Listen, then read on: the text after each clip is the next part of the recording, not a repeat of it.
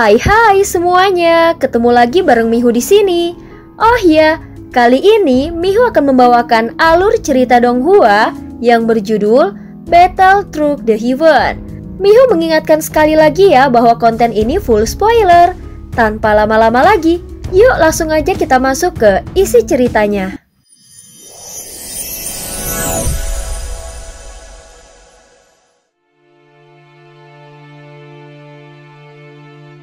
Melanjutkan dari kisah sebelumnya. Sebelumnya Xiaoyan akhirnya berhasil menaklukkan ikan api pemusnah. Seperti yang telah diduga olehnya, kehancuran hanya bisa dilawan dengan kehancuran. Bagaimanapun, keduanya berasal dari kekuatan hukum yang sama. Ikan merah yang hancur lenyap bersamaan dengan kehancuran yang ditimbulkannya, lalu berubah menjadi api yang serupa dengan api pemusnah di dalam tubuh Xiaoyan. Xiaoyan segera berusaha menangkapnya, namun tidak disangka api itu menghilang dalam sekejap. Andai saja reaksinya sedikit lebih cepat, mungkin dia sudah berhasil meraihnya. Dia menarik nafas perlahan dan tidak menduga bahwa api pemusnah itu akan memilih untuk menghindar. Saat ini jaraknya ke pusat hanya tinggal 20 langkah. Namun dia merasa tidak ada bedanya dengan jarak 100 langkah sebelumnya. Bisa dikatakan bahwa 20 langkah terakhir inilah ujian sejatinya dimulai. Tanpa ragu sedikit pun, di saat ikan merah itu menghilang bersama tekanan sebelumnya, Xiaoyan melangkah maju 2 langkah penuh dengan keberanian dan keteguhan. Namun baru saja 2 langkah diambil, tiba-tiba di atas kepalanya terkondensasi sebuah batu merah menyala membara yang mengandung kekuatan penghancur segalanya dan langsung menghantam ke arahnya. Batu itu sangat besar dan entah dari mana datangnya. Bahkan lebarnya mencapai ratusan kaki. Dalam situasi ini, kecuali mundur, Xiaoyan sama sekali tidak memiliki ruang untuk menghindar. Karena tidak bisa menghindar, maka dia hanya bisa menghadapinya secara langsung. Tatapannya menjadi dalam dan kilatan kegigihan muncul di matanya. Saat ini dia hanya bisa menahan hantaman batu penghancur ini. Seketika ledakan keras bergema ketika batu itu mulai turun. Pada saat yang sama, cahaya berkilau di pupil gandanya. "Senior, pinjamkan aku kekuatan tulang raksasamu," ucap Xiaoyan di dalam hatinya. Dan tiba-tiba, bayangan hitam besar yang tak terdefinisikan mulai muncul. Begitu suaranya jatuh, kekuatan berbeda dari tubuh super raksasa pun muncul. Dari tubuhnya mulai tumbuh kerangka luar berwarna emas yang sangat kokoh. Bahkan tinjunya juga sepenuhnya tertutupi. Menghadapi batu penghancur merah yang meluncur cepat, Xiaoyan tidak mengaktifkan jurus angin atau mantra pelindung apapun. Dia hanya melontarkan tinjunya secara langsung dan tanpa keraguan sedikitpun. 82 tinju para dewa, ucap Xiaoyan. Dengan satu ayunan, seluruh ruang kosong berguncang hebat oleh kekuatan yang tak dikenal. Kekuatan pukulannya seperti batu yang mengeras dan di atasnya terbentuk lapisan demi lapisan gelombang emas. Batu merah itu menghantam dengan keras. Adapun kekuatan yang mengerikan seolah menghancurkan segalanya dan menerobos setiap bentuk perlindungan. Dengan kecepatan luar biasa, batu itu menghantam tubuh Xiaoyan. Namun tinjunya tidak berhenti sedikit pun. Tubuh emas, warisan dari klan Yuan Shen Jin Huan Shen, memungkinkan tubuh Xiaoyan dilapisi oleh cahaya emas membuat daya tahan fisiknya meningkat ke tingkat yang lebih tinggi. Kepalan tinjunya menghantam batu merah itu dengan gila. Tetapi ketika batu itu bersentuhan dengan tinjunya, kekuatannya bukan hanya sekedar kekuatan penghancur biasa. Yang menyelimuti batu merah raksasa itu adalah lapisan kekuatan pemusnah yang tak henti-hentinya mengalir. Saat menyentuh tinju Xiaoyan, segala sesuatu yang terkenal langsung hancur dan lenyap seketika. Tidak peduli betapa kunonya suatu benda di bawah kekuatan ini, dia ibarat tombak tajam yang mampu menembus semua pertahanan. Avatar Yuan Shen, kekuatan tulang raksasa ranah kuno, tubuh emas, bahkan tubuh sejati super raksasa adalah bentuk kekuatan tertinggi dari Avatar Yuan Shen. Namun di hadapan kekuatan hukum kehancuran ini, semuanya tetap tidak mampu menahan satu pukulannya. Bagaimana cara menahan kehancuran ini? Bagaimana cara melawannya? Gumam Xiaoyan. Api pemusnah di depan matanya benar-benar menghancurkan segalanya. Seolah dendam dan kemarahan yang terwujud menjadi kekuatan mutlak. Untuk menahan kehancuran tingkat ini, dibutuhkan eksistensi yang melampaui hukum itu sendiri.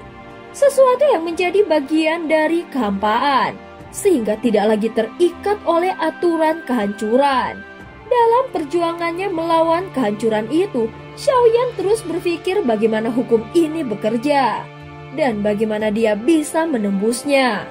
Dia sadar satu-satunya cara adalah melawannya dengan cara yang paling brutal. Dengan kekuatan fisik yang mencapai batas tertinggi, mungkin dia akan memiliki harapan untuk bertahan. Tinju demi tinju dilayangkan oleh Xiaoyan. Namun tulang emas yang melapisi tangannya terus retak dan hancur. Sementara itu, batu merah sama sekali tidak menunjukkan tanda-tanda mundur. Di saat kritis, Xiaoyan kembali memanggil api pemusnah dari dalam tubuhnya. Dia menjadikannya seperti raja api yang membanjiri langit dan langsung menghantam batu tersebut. Saat berikutnya suara raungan terdengar, batu merah itu pun mengguncang dengan keras. Namun benturan antara kedua kekuatan pemusnah itu membuat api pemusnah langsung bergetar dan lenyap. Ternyata batu merah ini adalah manifestasi hukum kehancuran tingkat tinggi. Itu telah mencapai bentuk nyata dan memiliki wujud sebagai entitas fisik yang dapat menghancurkan apapun. Namun Xiaoyan tidak berhenti dan sekali lagi melepaskan tinjunya. Dan di saat tinju keduanya mendarat, tulang-tulang di tangan kirinya retak parah. Bahkan kerusakannya menyebar hingga ke seluruh lengan kirinya. Dan sesaat kemudian, lengannya meledak menjadi serpihan daging dan darah emas yang berhamburan. Namun batu merah itu belum berhenti dan masih meluncur ke arahnya. Jika mengenai tubuhnya, maka itu bisa menghancurkan seluruh tubuhnya.